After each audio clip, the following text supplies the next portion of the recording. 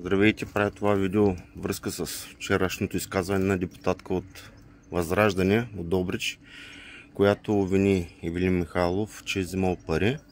Сега ще кажа точно как играят Възраждане, участват заедно в схемите с ГЕРБ и ДПС.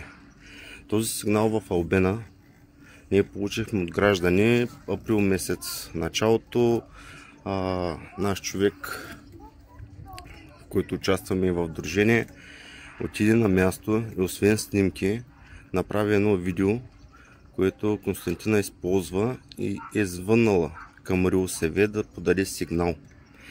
Ние, което направихме, тя даже после не обвиняваше, че само справим пиар, нищо не правим.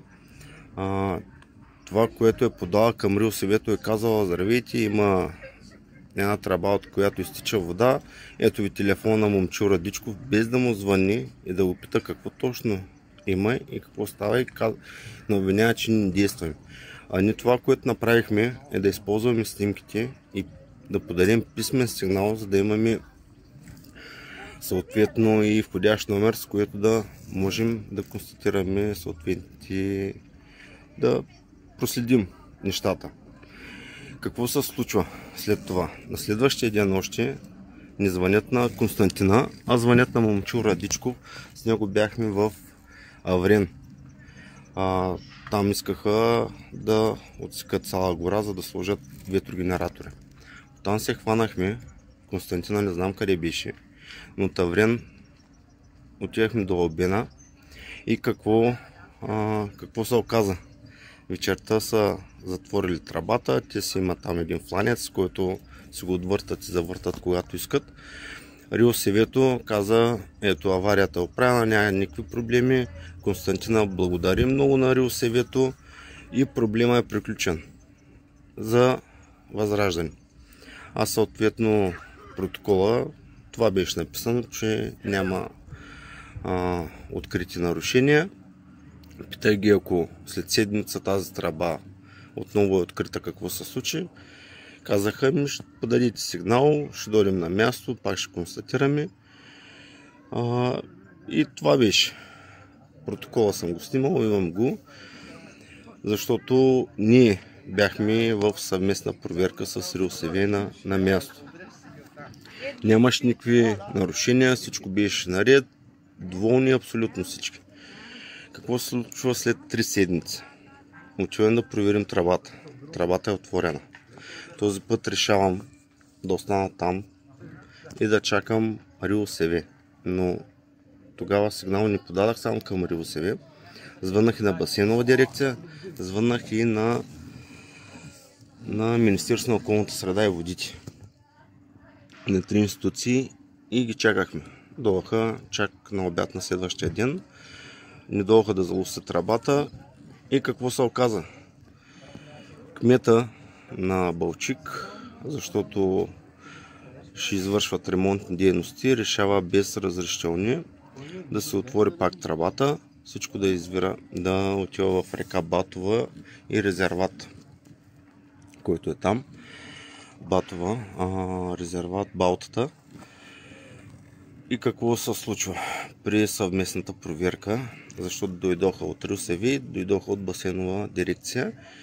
Възраждане ги нямаше никакви. Нещо Константина явно са разбрали, че по самия проект работи са по проект, в който се усвояват 220 милиона лева и няма значение за чистотата на водата, за здравето на хората. Важното е, че те ще участват явно в разпределението на тези пари. И по случая защо казват, че не била замърсена водата, ще ви покажа документ, в който РИОСВ ни отговориха, че няма замърсяване. Басейнова дирекция, РИОСВ не дадаха никакви резултати, Басейнова дирекция пак не показаха реалните резултати, казаха: нормите превишават най-вече на съдържанието на азот. Знаете, азота в урината и в калите се съдържа много. Ще ви дам един елементарен пример 21 година имаше един кораб, който на Камен бряг акустира там. Заседна. Там, когато почна изтичането на азот на турта, нормите бяха превишени 2 пъти. Когато почнаха да го изпразват с едни щипки, се изливаше много азот в морето, нормите бяха 4 пъти. И казаха, че е опасност за екосистемата. Тук резултатите са 16 пъти над нормата. И това, което ни каза басейнова дирекция, ще съставят съответните актове. РИОСВ-то, което каза няма нарушение, но пречиствателна станция няма разрешително там да се изливат водите и заради това ще им състави акт. Това нещо продължава още 3-4 месеца. Питал съм община Балчик сроковете какви са, кога ще има изпълнение на това нещо. Отговорът беше: ние все още сме в проект, няма избрана фирма, когато се избере, сроковете са 90 дни. Абсолютно в един затворен кръг, в който дори да тръгнем да обжалваме, да съдим, знаете прокуратурата на кого е. И това, което ни остава, е да информираме гражданите и те на собствено усмотрение да решават дали да ходят там или да не ходят. С адвокатите ми говорили, казаха: може да ви дадем съвети, ние няма да вземем участие. Просто системата е толкова корумпирана, че може да даде сметка, когато има проблем 4 пъти над нормата и опасност за екосистемата.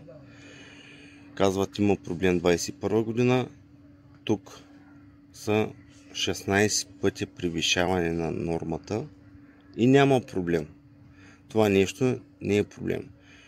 И депутат от Възраждане излиза и казва: Ивелин Михайлов лъже. Може да си дадете сметка кой защитава, с кой играе Възраждане, защото пък директора на РИОСВ, той е от ДПС. Там при него абсолютно всичко е наред. Няма никакви проблеми, ако искаш обжалвай, всичко е точно. Другото, което искам да кажа, защото Константина е от Добрич, избрана от Добришли. Защо не повдига въпрос за проявените в Добрич? Имат представители в общинските съвети. Констатирани са центъра на Добрич и се ночи бомбардиран. Продължават, парите свършват, той до никъде проекта. Има с комисии, с участие на ваши хора от Възраждане, констатираха ремонти на 2 детски градини, че не са извършени както трябва. Защо не говорите за това?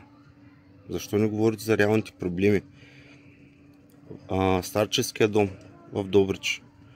Усвояват се толкова много пари.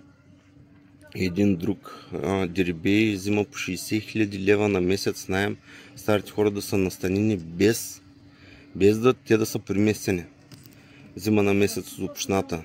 Никой не го казва това нещо. Рилци реват, имат събрани подписка за парка им. Къде сте? Възраждане. Вие сте в общината, в комисиите. Какво правите? Че така тези лъжи, които ги казва депутат от Възраждане, съм склонен дори на дебат да изляза с нея, да видим точно проблема с Албена какъв е. Защото тя април месец казва: благодаря на РИОСВ, тръбата е запушена, всичко е решено, и след 3 месеца казва: ама то няма замърсяване, че тръбата е отворена. И продължават да... Вие погледнали сте пречиствателна станция на какво мяза в Албена? Имате ли кадри? Това е от нас.